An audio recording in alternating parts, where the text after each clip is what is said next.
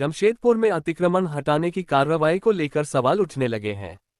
भाजपा जिला उपाध्यक्ष ललन यादव का आरोप है कि इस कार्रवाई में भेदभाव किया गया और गरीब दुकानदारों को निशाना बनाया गया, जबकि रसूखदारों को छोड़ दिया गया। गुलपहाड़ी चौक से लेकर प्रखंड कार्यालय तक अतिक्रमण हटाने की कार्रवाई की गई। इस दौरान कई गरीब दुकानदारों की दुकानें तोड़ दी गईं। जिन परिवारों की रोजी रोटी इन्हीं दुकानों से चलती थी, अब वे रोजगार से वंचित हो गए हैं।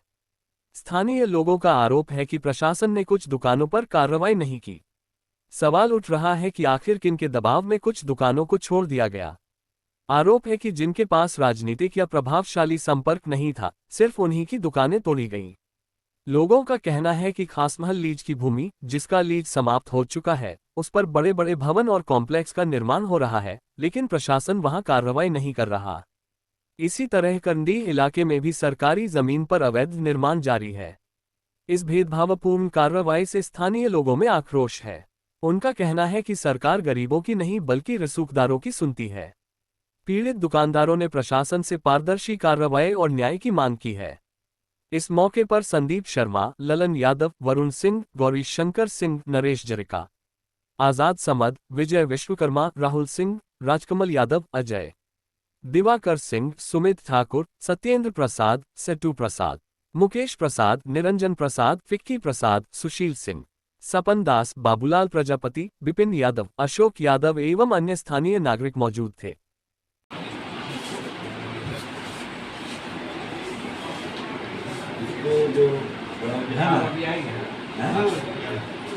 साहब आएंगे तो आप दे दीजिएगा, साहब से हम लोग भेंट भी कर लेंगे। आपके ऑफिस में माने ये वाला तोड़ दो, वो स्टाफ वो वाला तोड़वा दे रहा, वो स्टाफ वो तोड़वा रहा, कुछ दलाल लोग रखा है वो दूसरा तोड़वा दे रहा है। माने यहाँ क्या समानांतर माने अंचल में कार्यालय चल रहा है क्या?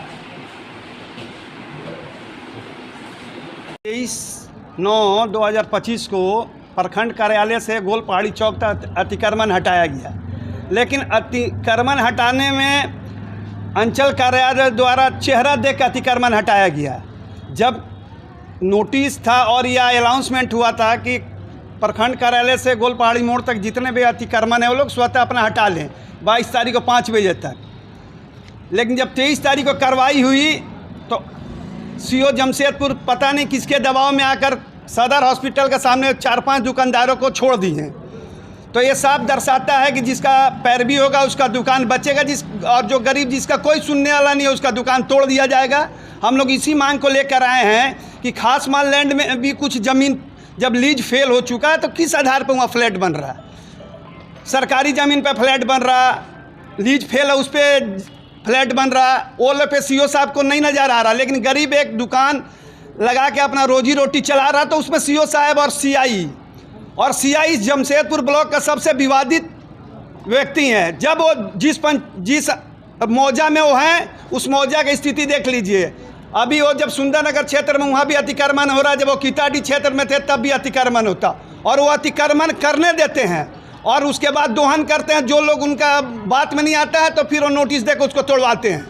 कुछ दिन के लिए चकुलिया गए, वहाँ इनका विवाद हुआ तो वहाँ से घाटशिला आए, फिर जमशेदपुर। तो जमशेदपुर से ही बलवंत सिंह को क्या प्रेम है, या बलवंत सिंह के बगैर जमशेदपुर अंचल नहीं चल सकता है क्या? मेरा सीओ साहब से यही मांग है कि इस व्यक्ति को यहाँ से जल्द हटाया जाए और इसका चल अचल संपत्ति का जांच के भी हम डीसी महोदय से मांग करते हैं कि इसकी भी संपत्ति की जाँच किया जाए। समानांतर अपना एक अंचल में अपना चला रहे सिंडिकेट, सीओ से हट के बलवंत सिंह एक अपना चला रहे हैं सिंडिकेट। ये लोगों को भेज के पैसा वसूलते हैं और जो लोग नहीं देते उस पर कार्रवाई करते हैं। और बड़े बड़े खास अंचल के सामने ही आप देख लीजिए कई बिल्डिंग बन रहा है, लेकिन किसी पे कार्रवाई नहीं। तो गरीबों पे कार्रवाई करने वाली ये सरकार है। हम मांग करते हैं कि इस प्रकार नहीं होना चाहिए।